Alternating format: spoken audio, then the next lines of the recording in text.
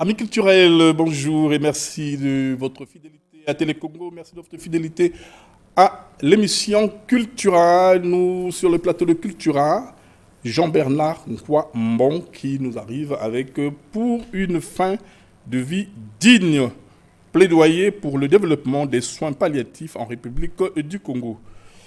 Avec la préface du professeur Irène Marie-Cécile Mboukou Kimbassa Goma et un avant-propos signé d'Abel Owassa aux éditions L'Armatan. Bonjour professeur. Bonjour monsieur Sauve. Alors merci de répondre à l'invitation de Cultura et avec vous pour parler de cet ouvrage, il faut dire, qui rassemble des savoirs médicaux, qui rassemble des expériences locales, des perspectives culturelles, ethniques et sociales. Une grande expérience que nous partagez pour parler ce que vous appelez les soins palliatifs. Alors, première question, juste pour démarrer avec vous, professeur donc Jean-Bernard Mbon. Qu'est-ce qu'on entend par soins palliatifs? Alors, merci de m'avoir invité. C'est toujours un plaisir que d'avoir un commerce intellectuel avec vous. Merci. Il faut dire que les soins palliatifs, pour être très trivial, ce sont des soins qu'on apporte aux gens qui sont en fin de vie. C'est-à-dire que des malades pour lesquels on sait que le traitement curatif n'existe plus. Mais est-ce que c'est pour autant qu'on devait les abandonner? Non. Il y a toujours des choses à faire pour que ces malades partent demain dans la dignité. Alors, il y a vraiment cette... vous démarrez, après la préface, vous démarrez avec ce texte comment ça un paratexte, il faut dire, de Sander. Et Sander, vous nous signalez que c'est Sander, n'est-ce pas, qui est finalement celle qui nous a apporté ce que vous appelez aujourd'hui les soins palliatifs. Et vous écrivez ceci, juste dans l'intro, vous citez Cicely Sanders en disant « Il ne s'agit pas seulement d'ajouter des jours à la vie, mais de la vie au jour. » Et là, ça introduit parfaitement les soins palliatifs. Pour ne pas dire, ça résume parfaitement l'ouvrage, tout ce que vous avez développé dans votre ouvrage. Alors, il faut dire que Mme Sanders, qui est la promotrice magnifique des soins palliatifs, qui est une Britannique, a eu l'intelligence d'accompagner les malades en fin de vie. Parce qu'il est totalement absurde et indigne de laisser les autres mourir dans la douleur, dans une souffrance atroce. Parce que les soins palliatifs sont faits pour justement aider les autres à améliorer leur vie, même si la vie tend vers la finitude. Donc Mme Sanders, elle est pionnière. Et malheureusement, en Afrique, les soins palliatifs sont au stade embryonnaire. En dehors des pays anglophones, en Afrique noire francophone, c'est encore très embryonnaire. Cet ouvrage, il faut dire, est subdivisé en 12 parties, pour ne pas parler de 12 chapitres, précédés d'une introduction et d'une conclusion. Et juste ce qui m'intéresse à lire tout de suite, c'est le premier paragraphe de votre introduction, où il y a un narratif qui a toutes les allures, des narratifs donc romanesques, au cœur de nos villes, dans les péripéties oubliées comme dans les villages reculés, des femmes, des hommes, des enfants meurent chaque jour dans la douleur, parfois allongés sur des lits d'hôpitaux sans traitement adéquat, parfois chez eux sans soins, sans morphine, entourés d'un silence pesant, prisonniers d'un destin vécu comme une fatalité. Trop souvent, la souffrance précède la mort et l'abandon la suit. Je m'arrête là, Jean-Bernard Mbon. Ce paragraphe, comme je dis, qui a toutes les allures d'un narratif romanesque, nous introduit dans ce que vous appelez les soins palliatifs et vous montrez à quel point l'on est parfaitement exposé à la douleur, à la souffrance, et c'est ce à quoi vous voulez apporter ce que vous appelez par soins palliatifs. Alors, M. Sow, il faut dire que moi, je suis médecin depuis 43 ans.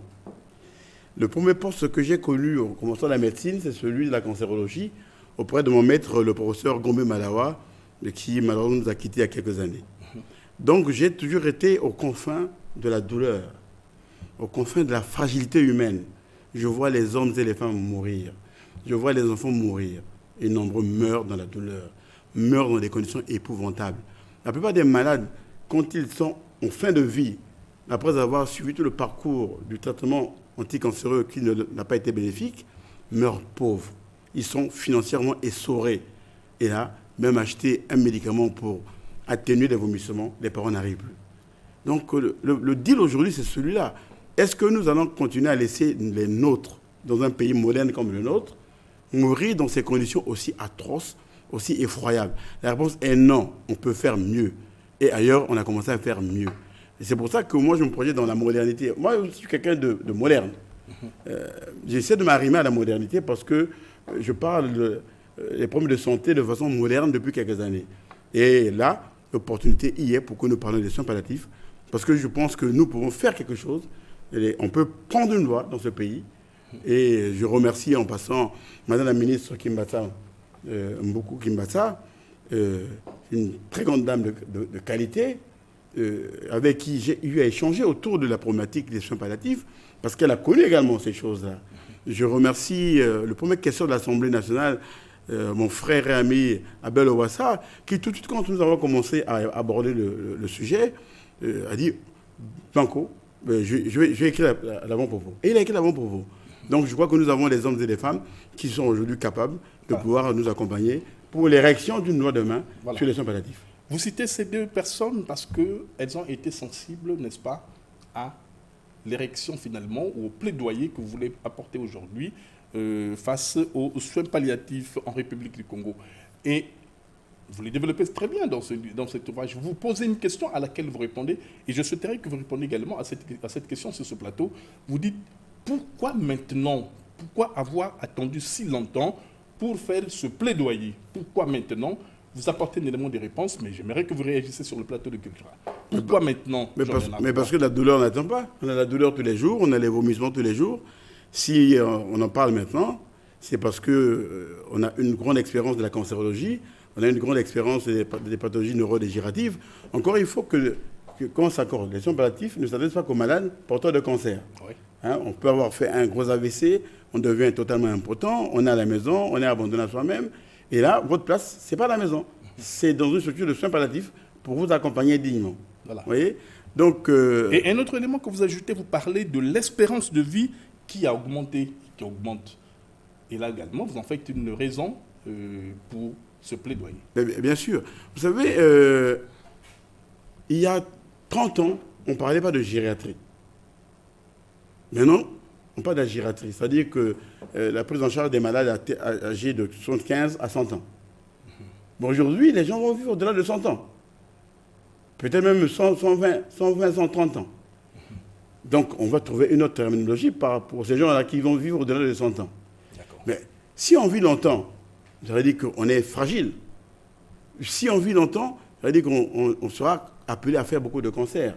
Pas toujours qu'on arrive à guérir, mais ça peut être des cancers que nous allons traîner et amener vers la chronicité. Mais il va falloir avoir des structures pour gérer ces malades-là.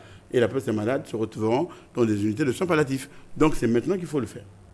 D'accord, c'est maintenant qu'il faut le faire. Alors je parlais de 12 chapitres qui composent votre ouvrage. Et le premier chapitre, vous parlez de la douleur de mourir au Congo.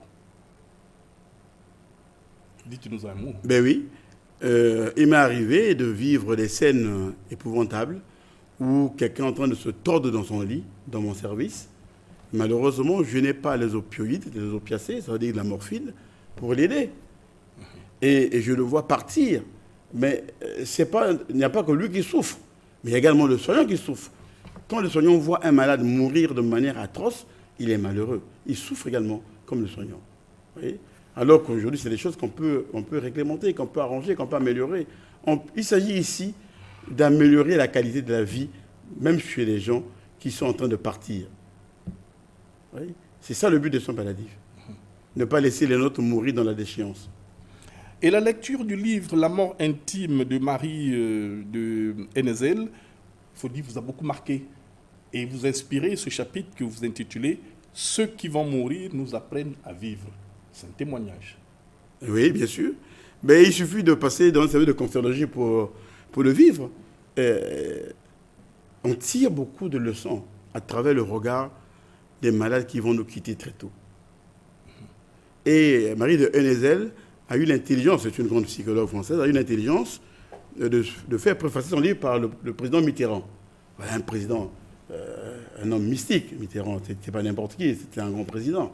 Et si Mitterrand a commencé à parler des soins palliatifs avec elle, c'est parce qu'il était conscient qu'on pouvait faire des choses pour des gens qui étaient en fin de vie, porteurs essentiellement de cancer. Vous voyez. Donc, je rends hommage à cette dame-là parce qu'elle a fait un travail remarquable. Elle est dans la lignée de Mme Sanders, qui elle-même est la promotrice des soins palliatifs. Je crois qu'il faut rendre hommage à ces gens qui font un travail pour ces autres, pour des compatriotes qui sont en fin de vie. En fin de vie, oui. Et puisque vous parlez également, vous dites que finalement, aujourd'hui, cette absence de soins palliatifs est due également, ou mourir en silence est due à beaucoup de paramètres, beaucoup de causes. Vous en citez les causes culturelles, vous en citez les causes philosophiques, vous en citez également beaucoup d'autres philosophes. Vous parlez des fondements philosophiques, et là également, vous avez beaucoup de choses à nous dire. Mais nous sommes malheureusement dans un pays où, quand on parle de mort, on dit qu'il y a toujours l'oncle derrière. C'est une tante derrière. Non, il n'y a pas de mort naturelle chez nous, et pourtant Dieu se sait que la quasi-totalité des morts, c'est du naturel, tout ça. Quand on regarde ça, quand on se dit, c'est un problème parfois difficile à aborder. Est-ce que quand on parle des soins palliatifs, les gens ne vont pas dire que nous sommes en train de les précipiter? Non. Les soins palliatifs sont le contraire de l'euthanasie. Vous voyez? On a dit, on ajoute la vie au jour, mais pas des jours à la vie. Ça résume tout. Ouais. Et là, vous le dites, en fait, vous citez là Cicely Sander, n'est-ce pas, qui résume toute cette pensée sur les soins palliatifs. Mais vous mentionnez également le fait que le personnel médical n'est pas aussi préparé. Également, cette absence de formation à laquelle finalement vous invitez le... Oui, mais mon cher Parce que disponibiliser finalement ces soins, il faut bien également qu'il y ait un personnel formé, un personnel qui a de l'expérience, un personnel qui a une pratique de cela. Absolument. Mais la santé a changé. Vous voyez, nous avons un service de santé qui est resté scotché aux années 60. Et il y a 50 ans, on ne parlait pas de la médecine prédictive. Il y a 50 ans, on ne parlait pas des soins palliatifs. Donc, si vous avez un problème, une politique de santé qui ne tient pas compte de ces éléments-là, on est dans le mur. Il faut s'inventer, il faut l'inventer, il faut la réinventer. Et il faut trouver des hommes capables de porter ce projet-là pour réécrire le système de santé. Et c'est faisable, on peut le faire. Voilà. Et à la page 39, vous écrivez « Accompagner quelqu'un dans sa fin de vie, c'est aussi l'accompagner dans une recherche de sens. La philosophie des soins palliatifs reconnaît que la mort n'est pas une simple donnée biologique, mais un événement existentiel. Elle propose d'honorer ce moment non comme un échec médical, mais comme une étape naturelle et signifiante de l'existence. » Bien sûr. Mais il faut se dire que dès lors où nous vivons, nous devons nous attendre à notre finitude. Qui ne mourra pas? Mais il faut préparer ce départ-là. C'est un grand départ. Malheureusement, ce départ-là est parfois accompagné d'un état chaotique parce qu'on n'a pas préparé. Mais nous qui sommes les médecins, on doit être en capacité d'accompagner ces malades-là.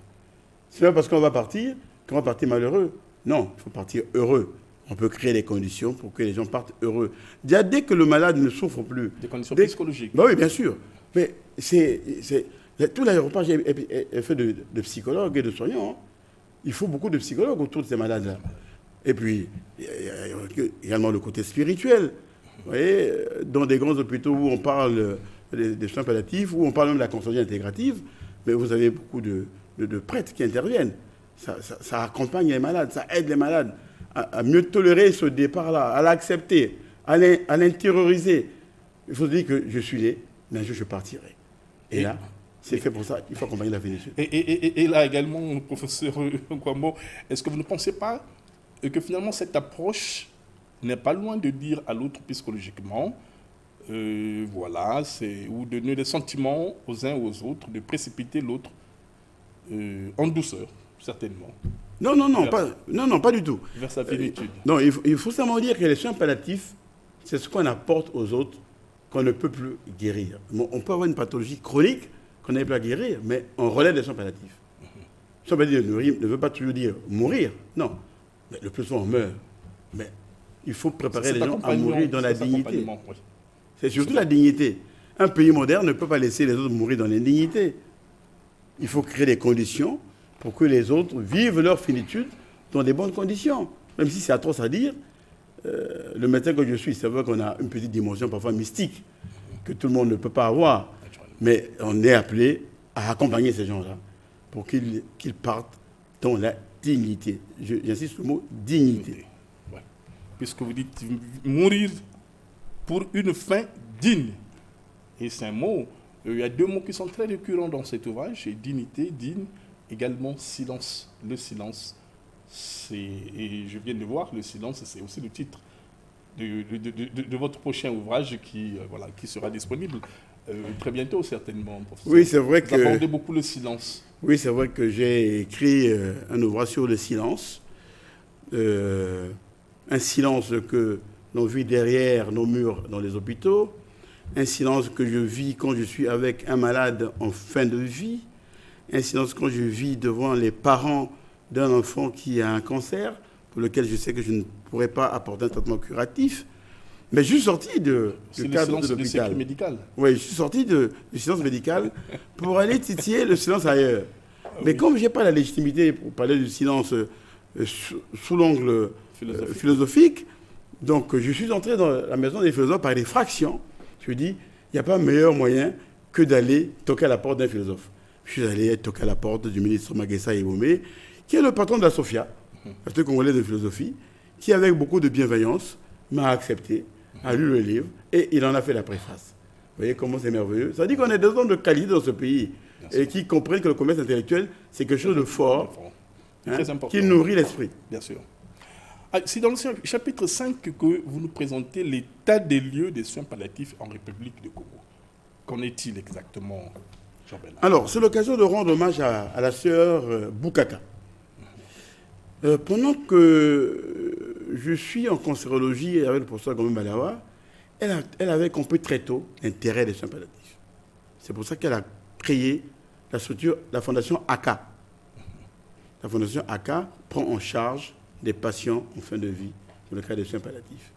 C'est une fondation qui n'a pas beaucoup de moyens, qui n'a pas d'argent, mais qui a besoin d'être aidée. Et nous, on ne fait que prendre le chemin que Mme Boukaka a tracé dans ce pays pour ouvrir des unités de soins palliatifs. Je vous apprends qu'à Pro-Libra, j'ai ouvert 6 lits de soins palliatifs où nous pouvons accueillir ces malades-là.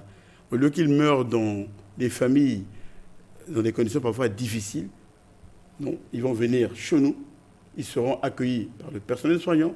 Il y a des cancérologues, il y a des psychologues, il y a des infirmiers, il y a des kinés, et moi-même je suis là pour donner un coup de main. Vous voyez, donc c'est pour aider vraiment et améliorer les conditions de vie des parents qui gèrent ces malades au quotidien à la maison. Et généralement, on est confronté à un problème de finances. Est-ce que ça a un coût? Est-ce que c'est gratuit, cet accompagnement? Non, l'accompagnement n'est pas gratuit parce qu'il faut quand même des médicaments, il faut un lit, il faut que le malade mange. Ouais. Donc il y a un minimum. C'est là où nous interpellons les autorités politiques. Il y a moyen de mettre en place un petit fonds pour aider ces malades-là. Je vous rappelle que quand on est en fin de vie, le plus souvent, on est totalement démuni parce que la cancérologie coûte cher. Les médicaments coûtent épouvantablement cher. Donc ces malades-là, il ne faut pas les abandonner. Nous avons des institutions ici comme MTN, comme RTL, nous avons la fondation Elbo, nous avons la fondation SNPC. Mais c'est l'occasion de dire, mettons en place un petit fonds, accompagnant, soutenant ceux qui veulent prendre en charge nos compatriotes en fin de vie. Et c'est faisable. Et je vous apprends que gérer un patient en soins palliatifs coûte moins cher que faire de l'acharnement thérapeutique. D'accord. Je vais vous inviter, professeur, à lire un extrait d'un passage que vous trouvez très porteur, pour ne pas dire très significatif, dans ce plaidoyer qui est le vôtre sur le développement des soins palliatifs en République du Congo. Non, mais je voudrais qu'on prenne le chapitre 10, la page 81. Leçons d'ailleurs. Oui. Qui sont des exemples inspirants. D'accord. Voilà. On va aller à la page 82. 82. Premier paragraphe. Ah oui. Le Maroc. Pionnier en Afrique francophone. Le Maroc a été l'un des premiers pays d'Afrique francophone à se doter d'un programme national des soins palliatifs intégré à sa stratégie contre le cancer. Depuis 2009, des unités de soins palliatifs existent dans plusieurs hôpitaux. Un cadre législatif clair encadre la gestion de la douleur. C'est l'intérêt de ce livre. C'est-à-dire amener nos parlementaires, à lire le livre, à l'acheter, à le distribuer, et à nous associer pour que nous élaborons ensemble un projet de loi sur les soins palliatifs. Voilà. Et dans cette approche, quelle est votre démarche? Est-ce que vous allez disponibiliser cet ouvrage auprès des parlementaires voilà. Bon, le livre est distribué par l'Harmattan, donc le Parlement congolais peut se l'acheter, il ne coûte pas cher. Il est vendu à 13 €, je crois. Voilà. Donc on peut acheter 1000 livres et puis distribuer à tous les parlementaires. Voilà. Puisque c'est un plaidoyer et vous voulez qu'il y ait une loi au niveau de l'Assemblée nationale. Absolument. Aujourd'hui, vous avez un porteur de ce projet. Est-ce que ce projet est déjà en pleine élaboration? Est-ce qu'il y a quelque chose qui est déjà... il y a un labo déjà qui fonctionne pour la commission de cette loi. Qu'en est-il exactement? Alors, il n'y a pas de laboratoire. Je crois que je me ferais violence pour écrire le projet et le soumettre à un porteur. Je crois qu'on va le trouver très facilement. Dès lors où mon ami et frère Abel Ouassa, qui est le premier question de l'Assemblée, a accepté d'écrire l'avant-propos, il trouvera certainement un porteur de ce projet-là. Mais je crois qu'il faut qu'on le fasse très vite. C'est-à-dire que pour la prochaine législature, là, il faut que la loi soit même votée. Je crois que ceux qui sont les candidats qui m'écoutent, qui sont en pleine campagne, mais c'est l'occasion de se dire, bon, moi je mets ça dans mon projet, et moi je veux une loi sur les soins palliatifs. Si vous parlez de plaidoyer, ça veut dire qu'il y a une forte absence n'est-ce pas, de ces soins ou de ce développement, puisque c'est totalement, on est devant un vide, à part ces deux exemples que vous avez apportés en République du Congo, en faisant l'état des lieux. Alors, face à ce vide aujourd'hui, et dans ce plaidoyer, nous dirons, au niveau des CHU, au niveau des hôpitaux que nous avons, ça veut dire des grands centres hospitaliers, qu'il n'y a pas de cellules, il n'y a pas d'unité de soins palliatifs, qu'il y a une absence totale. Non, ça n'existe pas. Vous voyez, quand j'ai commencé à m'intéresser à la problématique des soins palliatifs, j'ai envoyé une de mes assistantes en Afrique de l'Est, c'est le Dr Ndunga, qui a la compétence avérée pour piloter tous les projets de soins palliatifs au pays. Donc ça commence. On va, en dehors de Dakar, on va commencer également à Polibra. Et puis demain, qui sait, on va peut-être étendre dans d'autres structures. Je crois qu'il y serait, pas toujours dans les hôpitaux, ça peut être des maisons de fin de vie, quelques soignants qui se retrouvent et qui prennent des malades, qui les bichonnent, qui s'en occupent, qui les accompagnent.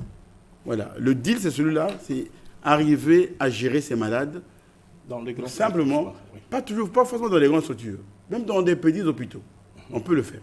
Oui, d'accord. Et qu'est-ce qui manquerait aujourd'hui pour le CHU de saisir cette opportunité, quoi qu'il y ait encore l'absence de loi? Mais, je m'interdirais de parler du CHU parce que je ne travaille pas là-bas. Il faudra poser la question aux gens qui sont là-bas. Je crois qu'ils ont suffisamment d'intelligence pour réfléchir à ces problèmes-là. D'accord. Pour une fin de vie digne, plaidoyer pour le développement des soins palliatifs en République du Congo, un ouvrage de Jean-Bernard Nkwambon qui a bénéficié de la préface du professeur Irène Marie-Cécile Mboukou Kimbatsangoma et d'un avant-propos d'Abel Ouassa, un ouvrage paru aux éditions L'Harmattan. Professeur, nous tendons là vers la fin de notre échange, de notre entretien. Alors, qu'est-ce qui vous préoccupe et que je n'ai pas pu aborder tout au long de ces échanges? Oh, mais nous aurons le temps, puisque j'ai écrit beaucoup d'ouvrages en relation avec la problématique du cancer. Je revenais pour vous parler du silence, comme je revenais pour vous parler d'une conversation avec une patiente guérie du cancer. Comme je revenais vous parler de l'oncologue face au défi de la maladie. Vous voyez, donc on aura l'occasion d'aborder plusieurs facettes, plusieurs aspects de la cancérologie, surtout moderne. Encore que avec l'IA, le big data et l'innovation technologique, ma place commence à rétrécir. Vous voyez, si je prends ChatGPT par exemple, il est largement plus intelligent que moi. Je vous prends un exemple. Hier, pour que je prenne une décision pour un cas de cancer, je réunissais autour de moi pour avoir 10-15 personnes. Aujourd'hui, je prends des informations, j'interroge le ChatGPT ou le Gemini, il me donne la réponse et j'ai la solution. D'accord. Oui. Donc, on aura l'occasion de revenir sur le plateau. Mais à la page 11, au chapitre 11, professeur, vous parlez de l'appel à une mobilisation nationale. Et ça rentre dans le cadre du plaidoyer qui est le vôtre. Qu'on connaît la quintessence. Ben, c'est des sous. Quand vous mobilisez, il faut mobiliser les ressources. Si vous voulez gérer de manière digne vos compatriotes en fin de vie, il faut qu'ils aient des médicaments. Des médicaments, il faut les acheter. Et ces malades que vous hébergez dans vos lieux de fin de vie doivent avoir un lit. Celui-là doit avoir un matelas. Mais il faut qu'il y ait un peu de climatisation, puisqu'il fait très chaud. Mais donc tout ça, ça demande des moyens. Donc quand je dis mobilisation, il n'y a pas que l'État, il y a également toutes les structures qui sont aux alentours de l'État. Des sociétés privées qui peuvent nous accompagner. La périphérie, en fait.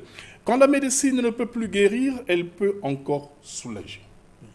C'est votre dernier chapitre. Ouais. Un mot de fin à propos, et voilà, un mot sur ce chapitre qui va également clore notre entretien. Alors, le réparateur des vies humaines que je suis ne guérit pas toujours. L'idéal aurait voulu que je guérisse tous les patients. Mais il arrive que je suis totalement impuissant, je ne peux pas guérir. Mais est-ce que je vais abandonner le patient que je n'ai pas pu guérir? La réponse est non, je dois l'accompagner. Je dois faire en sorte qu'il passe les meilleurs jours qui lui restent dans des bonnes conditions, paisiblement, qu'il parte en paix, en toute quiétude, qu'il ne se lamente pas, qu'il ne parte pas avec des soucis, à la limite qu'il parte même heureux d'avoir eu autour de lui des soignants merveilleux qui ont eu beaucoup d'empathie. On n'a pas toujours d'empathie pour les malades, hein. Et pourtant il en faut. Mais notre travail à nous, c'est celui-là. Vous savez, quand je forme les cancérologues, il n'y a pas que le côté technique, il n'y a pas que le côté pratique, il y a également le côté social. Vous voyez, on essaie de développer le côté socio-anthropologique. Tout ça, c'est important si vous voulez être un grand cancérologue. Sinon, vous évacuez les malades comme ça, comme des machines.